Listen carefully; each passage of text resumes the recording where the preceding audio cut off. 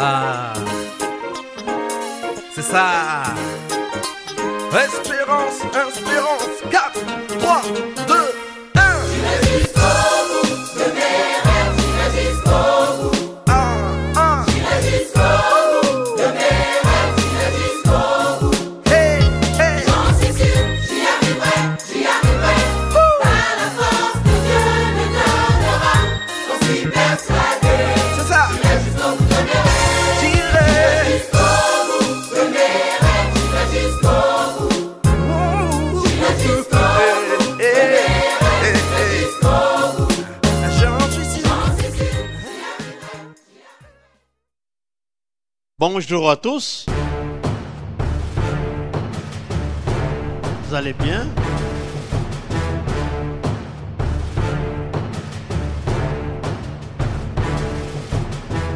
La Nouvelle Jérusalem, une église qui démarre à Bruxelles en 1985. Elle va prendre son envol en 1986 sous la direction de celui qui lui donnera ce nom et qui en sera le pasteur pendant plus de 3 décennies, l'évêque Martin Moutyébélé Lukanda.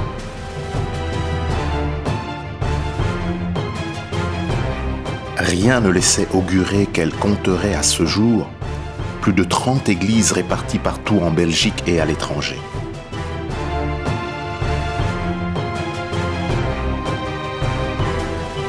Mais qui est Martin Moutyébélé? Quel est son parcours? Comment est-il devenu pasteur puis évêque?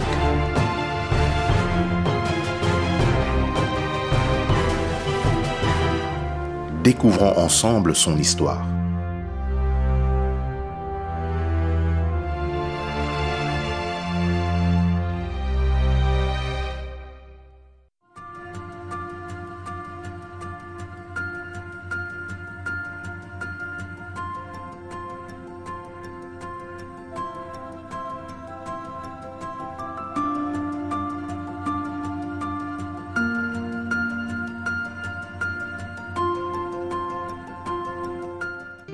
« 1977, une autre page de l'histoire commence dans la vie de Martin Moutyébélé. Cette année-là, un missionnaire du nom de Jean Monod commence un travail d'évangélisation dans la ville de Lubumbashi, aidé par de jeunes chrétiens motivés. Parmi eux, Martin Moutyébélé, qui est déjà à ce moment-là président des groupes bibliques universitaires au campus de Lubumbashi. J'ai rencontré le bishop Martin Moutyébélé à Lubumbashi lors de l'implantation de l'église Viens et vois par un missionnaire suisse du nom de Jean Monod en 1977. C'est quand Monod a commencé la campagne ici dans la ville de Lubumbashi. Ils se connaissaient déjà à Kamina. Là, ils ont travaillé ensemble et quand l'évêque Martin est venu, il a commencé à présider les croisades qui s'est passé avec d'autres serviteurs de Dieu qui connaissaient Jean Monod. C'est comme ça que je l'ai rencontré et c'est comme ça que l'église Viens et vois a commencé. Lorsque le missionnaire et pasteur suisse Ronald Monod, communément appelé Jean Monod en République démocratique du Congo, lançait une campagne d'évangélisation dans la ville de Lubumbashi, le pasteur Martin Moutyébélé était étudiant à l'Université nationale du Zaïre, campus de Lubumbashi. Donc, ils vont pouvoir travailler ensemble et à la fin de la campagne d'évangélisation est née une église locale pour la ville de Lubumbashi que l'on appelle Viens et vois. Il était expérimenté parmi les jeunes. Il a eu à nous encadrer en tant que jeunes. Quand on a implanté l'église, Jean Monod, le missionnaire, devait établir les anciens et les diacres. Et lui, il a eu alors le temps de recruter des jeunes gens, plus d'une vingtaine, Il n'y avait pas que Martin Mouchebele, il y avait le pasteur Albert Lukusa, il y avait Bob Kalonji, Gustave Chibambe, le Mosé Barouani, Charles, dont les noms m'échappent maintenant, le nom de famille. Et nous étions un grand groupe de serviteurs de Dieu qui, par après, chacun a évolué, a eu son ministère propre. Moi, j'étais d'abord dans l'église catholique où j'étais candidat prêtre, j'étais au petit séminaire, au grand séminaire, et puis j'ai quitté. Je suis rentré dans le monde, mais c'est en 76 que le missionnaire Jean-Ronald Monod m'a rencontré et que j'ai donné ma vie au Seigneur. Il a formé ces jeunes gens à ce travail d'évangélisation. J'ai connu les bishops Mouchebele étant encore ici très jeune. Il a travaillé avec nous comme ancien de l'église d'abord. À cette époque, moi j'étais d'abord diacre, puis je suis devenu aussi, comme lui, ancien de l'église. On les appelait les prédicateurs à pied. Ils étaient à pied. Ils allaient de maison en maison apporter la bonne nouvelle. Alors, nous les avons rejoints dans les années 78. Alors, on a eu un bâtiment qui est sur l'avenue Magnon au numéro 5. Ce bâtiment-là, ce qui je peux retenir qui est important dans le cadre de la détermination, c'est un local où il y avait l'école, où il y avait les restaurants, où il y avait différentes activités. Malgré tout cela, il y avait un espace où il y avait très peu de gens. Peut-être, si on était nombreux, 200. Et cela n'a pas empêché qu'on puisse travailler dans cet espace-là. Et c'est là que le feu Bishop a dû beaucoup travailler avec Ronald Monod pour qu'on puisse acheter les bâtiments, pour maintenant, comme je l'ai dit, appeler les gens. Les premières personnes, c'est pas le Bishop que nous sommes là. Et nous aussi, quand nous sommes arrivés, nous avons aussi essayé d'appeler des gens. Il va travailler avec le missionnaire et mon propre père qui était dans l'équipe. Tout en travaillant à Lubumbashi, en dehors du travail, mon père était très engagé dans l'église. Nous avons travaillé avec lui très bien. Et j'étais beaucoup intéressé par sa façon de parler et sa façon de faire le ministère. Depuis 1977, il y a quelque chose qui m'attirait. Sa manière de faire les choses, sa manière de travailler m'avait marqué et je me suis attaché à lui. L'organisation, que ce soit chorale, c'est avec le bishop. Que ce soit la jeunesse, c'est avec le bishop que ça a commencé. Il avait la responsabilité à la prédication de la parole de Dieu, à l'officiance ou la modération de réunions et des cultes. Il avait une expérience dans le domaine musical. Comme je dirigeais la chorale, il nous a rejoints. Il avait révolutionné la chorale, même en donnant les noms qu'on appelait chorale de Maniema. Il a donné les noms de moissonneurs, les noms qui m'avaient beaucoup marqué, qui portent mon ministère actuel. C'est le nom que l'évêque Martin Mouchebele avait donné à notre chorale. Il était guitariste, il était chanteur, compositeur. Je suis guitariste. J'ai formé des chorales au Sénégal, à Lubumbashi.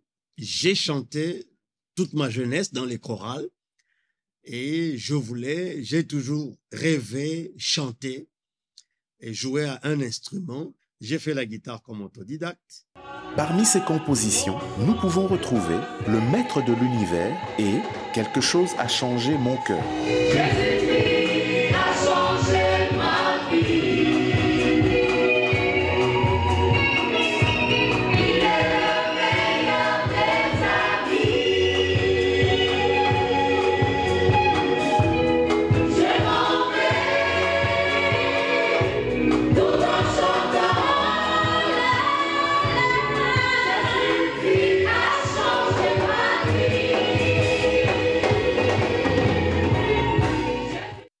il a aussi managé la chorale, ouais.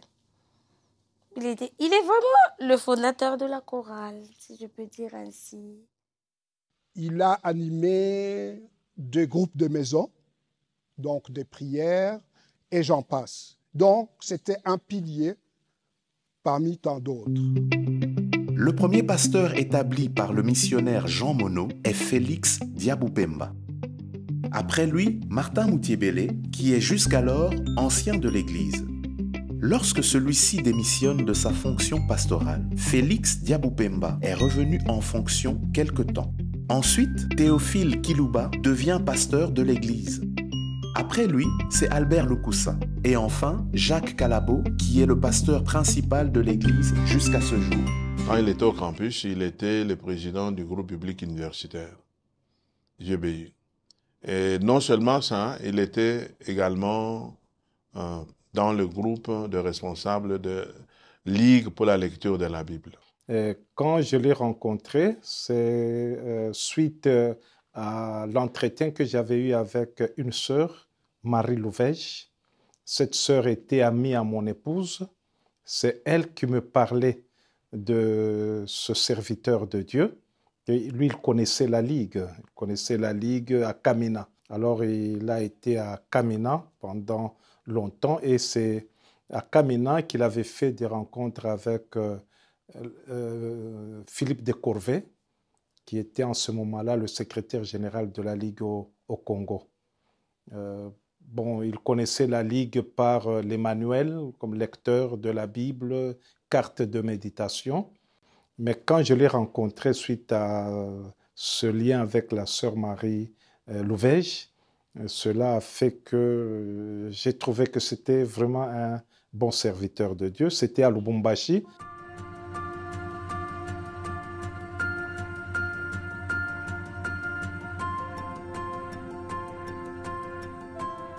J'étais responsable de la Ligue pour la lecture de la Bible. C'est une œuvre chrétienne qui travaille avec toutes les églises chrétiennes. Et c'est dans ce cadre-là, Martin était à Lubumbashi, faisant partie du groupe pastoral de l'Église des dieux, qu'on appelait Viens et vois. Et puis, la Ligue pour la lecture de la Bible a organisé un congrès à Kinshasa pour les GBH, groupe biblique des hôpitaux.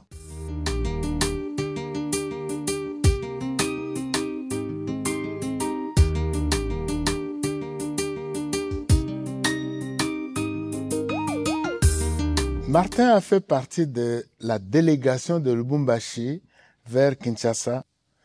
C'est ainsi qu'ils sont arrivés à Kinshasa, cette délégation. Non pas pour aller rester à Kinshasa, mais pour revenir. Mais arrivé à Kinshasa, c'est là qu'il a eu une conviction de pouvoir prendre du temps dans la prière, rester sur place pour voir quelle est l'orientation du Seigneur pour sa vie. Et Martin était logé chez nous, dans notre maison.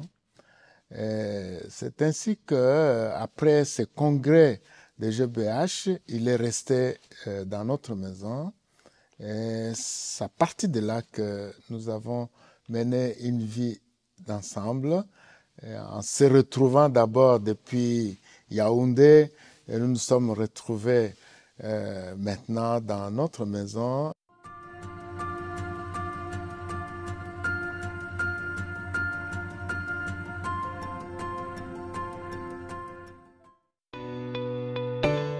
Martin Moutiébélé, en plus de son implication comme membre du Conseil national de la Ligue pour la lecture de la Bible, a également été à cette même période cofondateur du Full Gospel Businessmen's Fellowship International, aux côtés de Michael Kayembe, qui en devient président et qui le restera durant de nombreuses années. Quand je me suis converti, j'étais dans le Lions Club. Et M. Monod m'a fait savoir que le Lions Club était comme une pépinière d'où les satanistes, les occultistes allaient puiser des cerveaux ou des hauts cadres, des hommes d'un certain niveau pour en faire de membres de la franc-maçonnerie ou d'autres mouvements. Mais qu'il existait aussi des mouvements chrétiens qui agissaient, qui gagnaient des âmes, un peu par la méthode du Lions Club autour des repas dans des hôtels. Et en retraite, je crois que c'était en 79, mon épouse et moi, nous sommes allés en retraite à Carré, en Bretagne, chez le pasteur Yvon Charles. C'est là qu'une prophétie a été donnée, où le Seigneur disait très très clairement, vous qui venez d'un pays lointain, vous habitez une petite ville, mais je vais vous ramener vers la grande ville parce que j'ai une mission à vous confier parmi les hommes d'affaires, les hommes politiques et les personnes élevées en dignité. Après Carré en Bretagne, nous sommes allés en vacances en Suisse le même mois. Et là, il y avait une retraite de couple. Nous sommes allés à la retraite de couple. Là, une autre prophétie a été donnée qui nous conduisait aux hommes d'affaires du plein évangile. Bon, c'était la branche suisse des hommes d'affaires du plein évangile qui était ACT, l'association des chrétiens témoins dans leurs entreprises. Nous avons adhéré à cette association, nous avons ouvert un chapitre d'ACT à Lubumbashi, mais le représentant au niveau national était à Kinshasa. Et lorsqu'en 84, je suis muté à Kinshasa, je vais le voir pour que l'on continue l'œuvre d'évangélisation. Lui avait une vision qui était tout à fait différente. Alors il a prié pour nous, nous nous sommes retirés, nous voulions rester dans la vision originale. On a cherché la documentation et avec le pasteur Martin Muchebele, nous nous sommes mis à jeûner et à prier pour chercher la direction du Seigneur, qu'il nous envoie la documentation pour démarrer le full gospel. Et le jour où on terminait ces jeûnes de 7 jours, on a eu la visite du pasteur Chibambe, François Chibambe, qui est venu nous voir. Nous étions à la maison de la Ligue pour la lecture de la Bible, chez le pasteur, actuellement le pasteur Kabisekela, Marcel Bisekela, qui était le représentant de la Ligue au Congo. Et là, il nous dira que 2 dames étaient passées 2 ans avant et qu'ils avaient déposé la documentation en disant « Quelqu'un viendra et il aura besoin de cette documentation, vous lui donnerez. Vous reconnaissez cette personne parce qu'elle sera à la recherche de la documentation pour démarrer les hommes d'affaires du plein évangile. » Et il est allé chez lui, il nous a ramené toute la documentation. C'est ainsi que nous avons démarré la communauté des hommes d'affaires du plein évangile. Sur la soif que moi qui étais en ce moment-là dans les affaires, qui travaillait dans des entreprises, j'avais la passion de gagner les hommes qui étaient dans le monde des affaires, qui habituellement n'avaient aucun désir et ne se sentaient pas à l'aise quand ils venaient dans nos églises, et surtout les églises des réveils, qui en ce moment-là étaient des églises qui n'avaient pas de bâtiments, qui se réunissaient dans des conditions impossibles, et ces gens-là n'avaient aucune envie d'aller à l'église.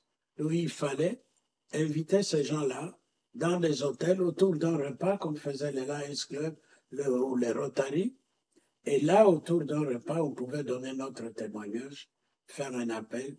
Ceux qui donnaient leur vie au Seigneur, on les conduisait au salut et on les renvoyait dans leurs églises. J'ai donc rencontré le frère Martin Muchebele à l'époque, au courant de l'année 1983 à Kinshasa. Au départ, je ne le connaissais pas. Mais quand il est venu, qu'il s'est établi à Kinshasa, venant vraisemblablement de Lubumbashi, il a collaboré comme l'un des responsables de ce qu'on appelle Full Gospel Businessmen Fellowship. Alors, ils avaient besoin d'un groupe de musique. Et ils ont appris que moi, dans le cadre de notre travail avec Campus pour Christ, j'ai dirigé un groupe de musique. C'est comme ça que le frère Martin va venir me chercher. Il est venu à notre centre à Limité, à la 14e rue. Alors il est arrivé, il m'a cherché, on s'est rencontrés. Il m'a parlé de leur projet d'organiser des programmes à l'Intercontinental. C'était à l'époque un grand hôtel à Kinshasa, dans le salon de l'Intercontinental, et qu'il souhaitait que notre groupe puisse évoluer là-bas avec eux. Et bien entendu, j'ai accepté avec joie, et c'est comme ça que nous allons faire connaissance pendant qu'il enseignait le chant à notre groupe. Et puis, pendant ce temps-là, il m'a expliqué ce qu'étaient les Full Gospel Businessmen Fellowship. Et quand j'ai assisté à cette manifestation, où j'ai rencontré facilement environ 1000 personnes, j'étais très surpris de voir l'impact, n'est-ce pas, de l'évangile dans le milieu des hommes d'affaires. Il y avait des politiciens, il y avait des gens de tous bords à cette rencontre. Et j'ai découvert que c'était le frère Martin qui a présidé toute la soirée. Il était parmi les pionniers, parce que nous, on a vu Full Gospel commencer ici, et il était un des prédicateurs qui ne manquait jamais dans le programme. Donc, partout où il y avait une grande rencontre de Full Gospel, il était ce qu'on appelait orateur principal. Il en a fait plusieurs années. Il a passé quelques temps ici à Kinshasa et il était membre de l'aumônerie universitaire protestante qui s'appelle aujourd'hui aumônerie de l'ISC. Principalement, on appelle ça aujourd'hui PPISG, Paroisse protestante des Instituts supérieurs de la Gombe. Voilà. Donc il était membre de cette paroisse. C'est à cette occasion que je l'ai rencontré. Il était membre de l'aumônerie protestante de Lubumbashi. Alors quand il est arrivé ici, il a préféré rejoindre l'aumônerie universitaire protestante. Il s'est rendu disponible non seulement dans l'aumônerie universitaire, mais aussi en dehors. Il était disponible partout où l'on avait besoin de lui. À la Ligue pour la lecture de la Bible, au Full Gospel, à la relation d'aide, et j'en passe. Je m'appelle le révérend Hubert Mimi. Je suis directeur général des studios Sangmalamu, radio et télévision. Là où nous avons un point commun avec l'évêque. Je suis ingénieur civil. J'ai été secrétaire général des groupes publics universitaires au Congo pendant au moins 10 ans.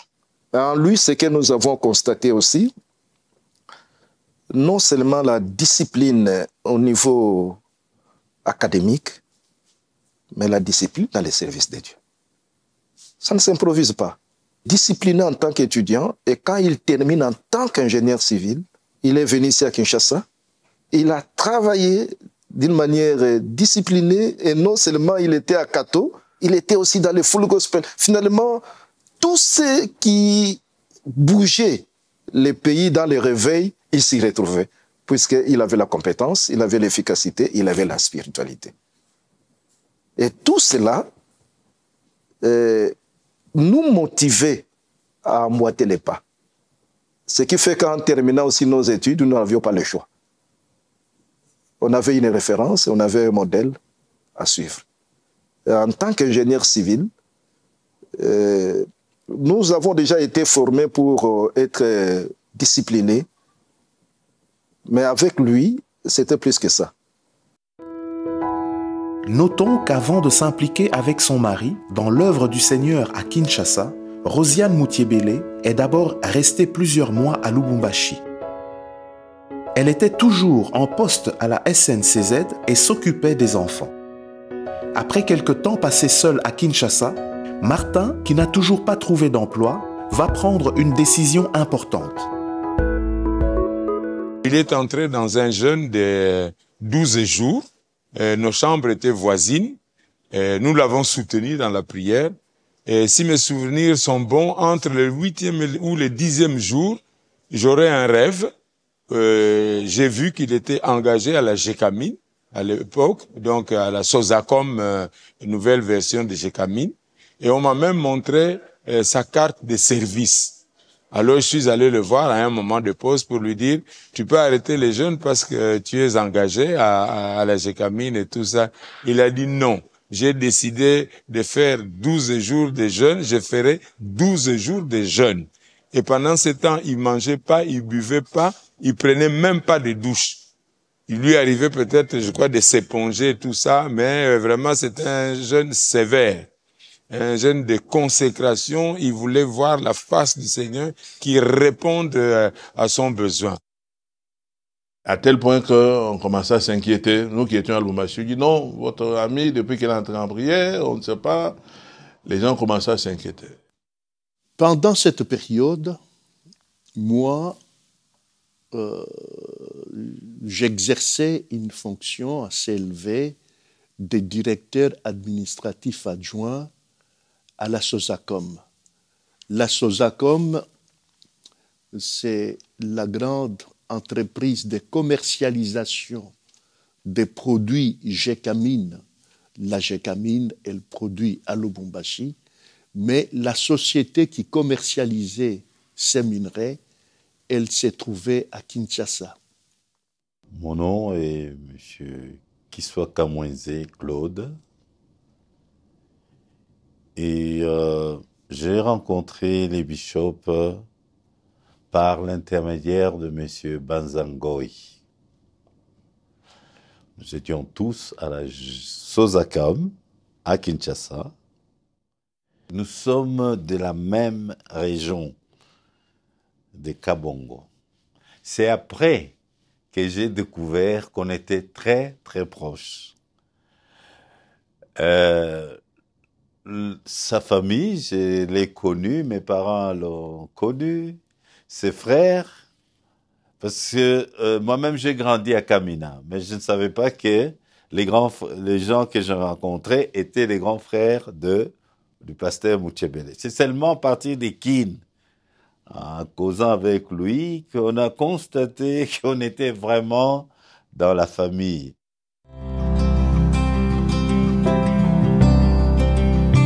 Banza, lui, était le directeur administratif et moi, le directeur commercial du département cuivre. J'ai dit, OK, toi, tu es à la direction administrative, moi, je suis à la direction commerciale cuivre. Donc, si nous convergeons nos énergies, nous pourrions facilement... Toi, tu le fais engager et tu me l'affectes.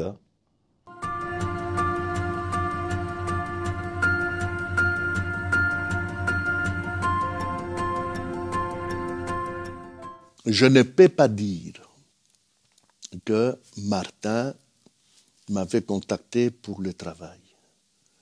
Je ne peux pas non plus affirmer que Rosie avait contacté mon épouse, qui est par ailleurs sa meilleure amie.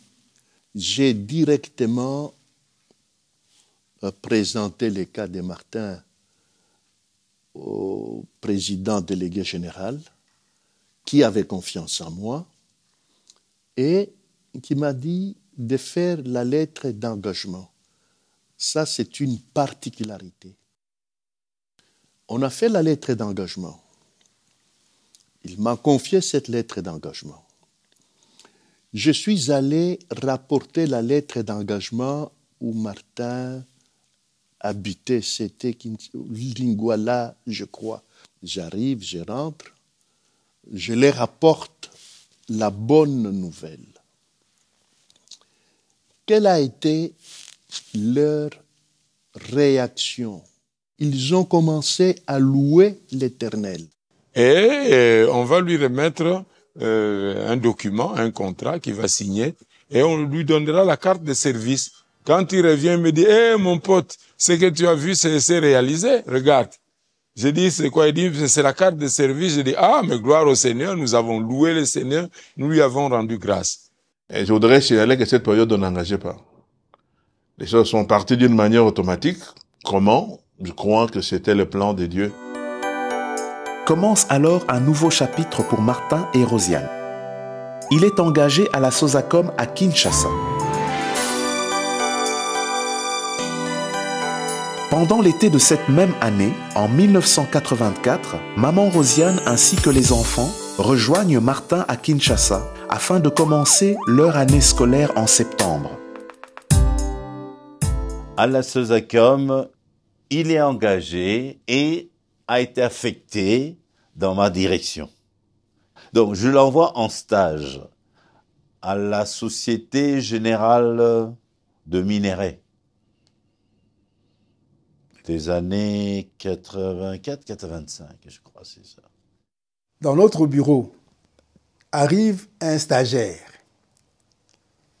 Nous étions dans un bureau de 5 universitaires de différents âges. Il y avait d'autres personnes qui étaient déjà bien dans la vie, déjà avec femme et déjà près de 5 enfants. Et nous étions des célibataires. Bon. Alors, il débarque un stagiaire. C'est qui? C'est, à l'époque, on l'appelle frère Martin Moutiébélé. Il est stagiaire chez nous. Pourquoi on l'appelle frère? Parce qu'il parle Bible souvent. Alors, c'était pour moi une bonne occasion de m'entretenir avec lui sur cette Bible, parce que pour moi, la Bible, je trouvais que ça ne donnait rien de rassurant. Un Dieu qui crée tout, qui trouve que tout est bon, parfait, et puis après, c'est tout qui était bon et parfait, dégénère. Est-ce qu'on peut lui faire confiance, ces dieux-là? Alors, voilà, c'était ma question que je lui ai adressée. Donc, je dis, mais rien ne nous assure.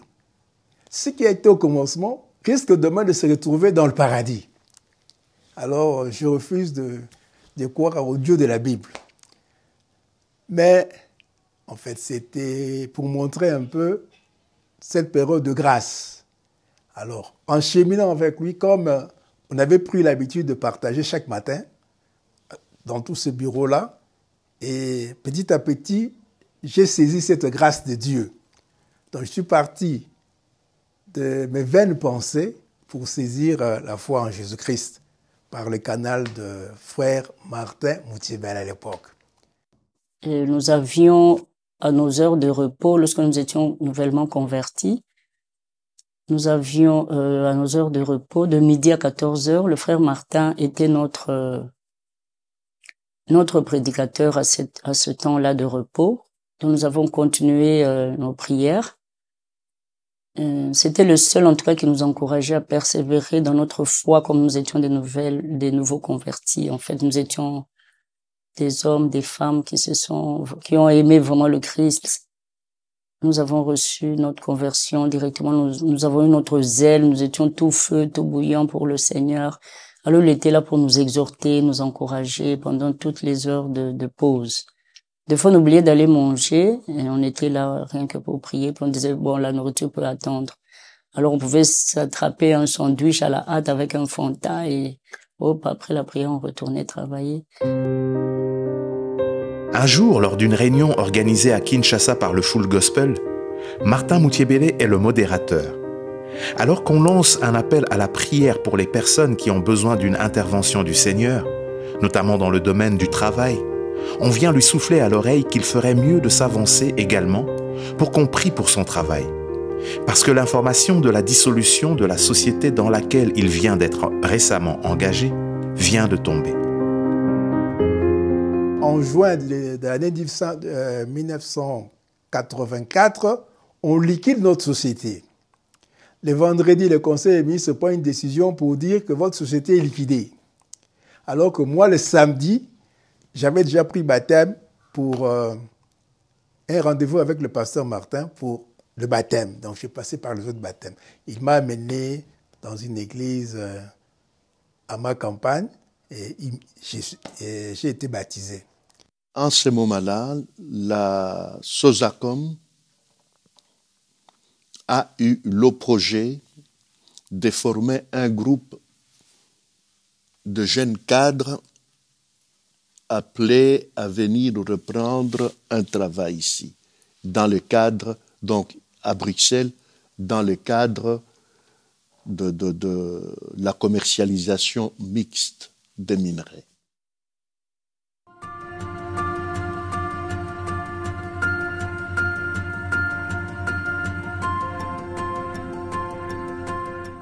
Janvier 1985, moi, je suis envoyé en Belgique par la société qui a repris l'activité pour aller œuvrer au bureau de Bruxelles.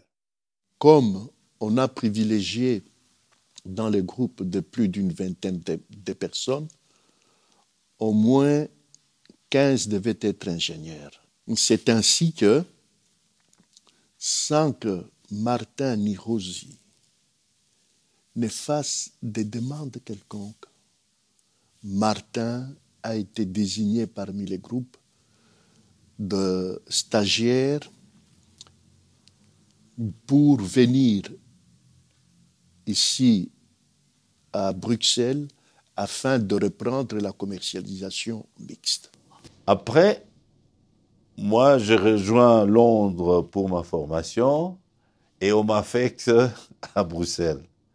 Et Banza nous rejoint à Bruxelles. Voilà comment Dieu a organisé les choses.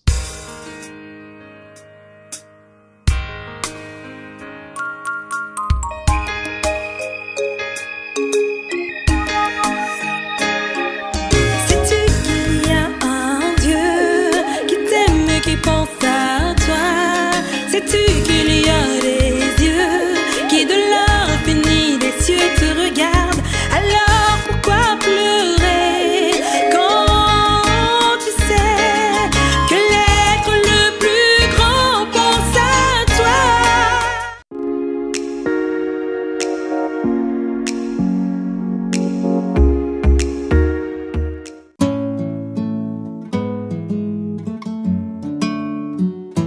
La plus grande qualité de Martin était d'abord, c'était un homme patient et de bon tempérament. Il était calme, mais c'est quelqu'un, si vous vivez avec lui, vous faites longtemps avec lui, c'est quelqu'un il était cool, il était gentil, il était serviable. Parler des qualités de Martin, il y a beaucoup de choses qu'on peut dire, mais c'est l'écoute. C'est un homme qui écoutait, droit, juste et confiant. Un homme qui savait recevoir des gens. L'amitié, il tenait à l'amitié. J'ai connu Martin comme quelqu'un qui sait se décider de réaliser quelque chose et qui le réalise. Il ne voit que le résultat, il ne voit pas beaucoup les difficultés qu'il va traverser. Je me rappelle Martin dans la maison, c'était quelqu'un qui mettait vraiment de la bonne humeur, très sociable, très à l'aise. Par exemple, quand je cuisinais, lui avait son plat préféré. Je ne pouvais pas ne pas lui faire du foufou, parce que ça c'était quelque chose qu'il affectionnait beaucoup. Je l'ai connu, il était très simple, très réservé, très observateur, très bosseur, très sérieux. Au moment où, en ce moment-là, n'étions pas trop, il n'y avait pas beaucoup de chrétiens, en tout cas en ce temps-là à Kinshasa. D'ailleurs, il y a ceux qui se moquaient même de nous. Pourquoi vous, des belles filles, vous priez? Donc, ils n'avaient rien compris. La relation entre Dieu et nous, ses enfants, en fait. Je me souviens même que cette chambre où il logeait, on l'avait dénommée une chambre où on y entrait KO et on y sortait OK. Alors c'était comme ça les jeux de mots. Ça venait de lui. Il dit que dans cette chambre, c'est vraiment une chambre où Dieu est à l'œuvre. Parce que nous voyons les résultats de nos prières sortir de cette chambre. Donc il aspirait à la confiance. Il était un leader avec des talents de mobiliser les ressources humaines. Les gens avaient confiance en lui. Les gens avaient confiance en lui, donc il aspirait vraiment à confiance. J'ai retenu de lui que c'était un homme de prière. Un homme, j'aimais bien sa façon de prier, une façon vivante, un vrai pentecôtiste. Un homme qui aimait profondément la parole de Dieu et qui aimait passer du temps dans la prière. Il nous arrivait de rire un peu, mais un homme de Dieu. Et la rencontre avec lui a un peu impacté ma vie. Et il aimait parler de Dieu. GBU, il a beaucoup travaillé, libre lecteur de la Bible. Partout, même l'aumônerie à l'université, il y a travaillé. Alors son souci, c'était de parler du Seigneur aux gens. Non seulement sur les campus, mais même en dehors de ça. D'abord, en tant que prédicateur, il était plein de révélations. Il avait une prédication charismatique, comme on dit. C'est-à-dire, il avait le charisme de non seulement de transmettre une vérité, mais d'amener les gens à comprendre et à s'engager. Ça, c'était vraiment une spécialité pour lui. Et son style de prédication était complètement différent à l'époque de tout ce qu'on avait l'habitude d'entendre. Donc il est venu comme réveiller, révolutionner l'Église. Dans son passage, en tout cas le rythme qu'il a implanté là-bas est resté. Bon, on nous accusait de pentecôtistes rien qu'à cause de ce rythme-là qu'il est venu imprégner. Les groupes bibliques universitaires forment des leaders compétents, des leaders efficaces et des leaders spirituels. Lui a eu à combiner tout cela. J'ai découvert en lui un leader qui avait aussi les soucis de valoriser les autres. En lui, ce que nous avons constaté aussi, non seulement la discipline au niveau académique, mais la discipline dans les services de Dieu. Ça ne s'improvise pas. Ça ne s'improvise pas.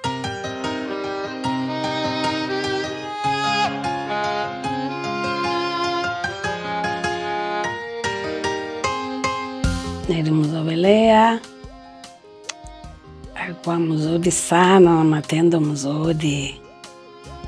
Elle était très aimable, elle avait un franc-parler, elle te parle, mais tu sais qu'elle te dit la vérité dans l'amour. Voilà.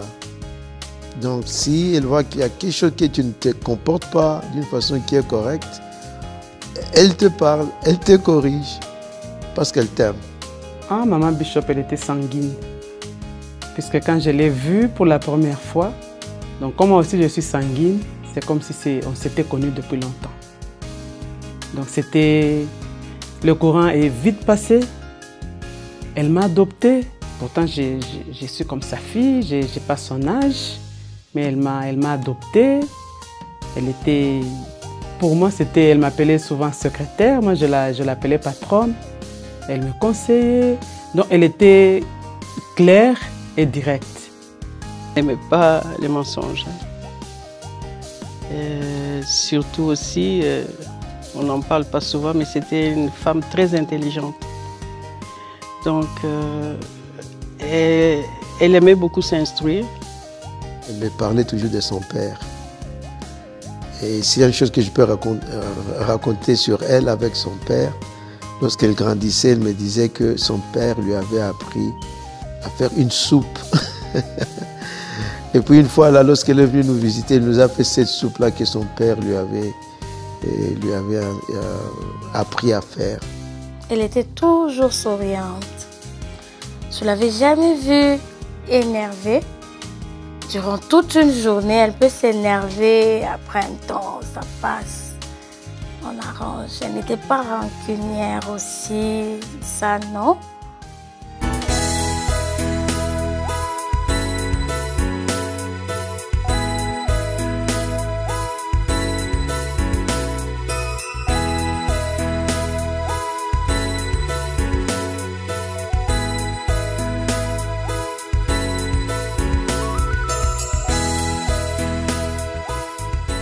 Dans le prochain épisode.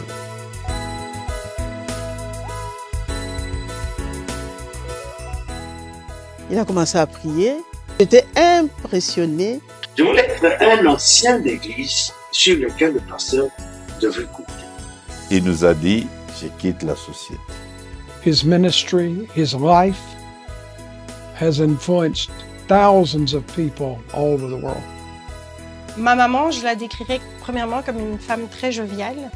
J'ai quand même reçu quelques menaces, quelques coups de doigts, quelques ceintures à l'ancienne. Notre fibre artistique, elle provient de nos parents. Je suis fier de de mes enfants.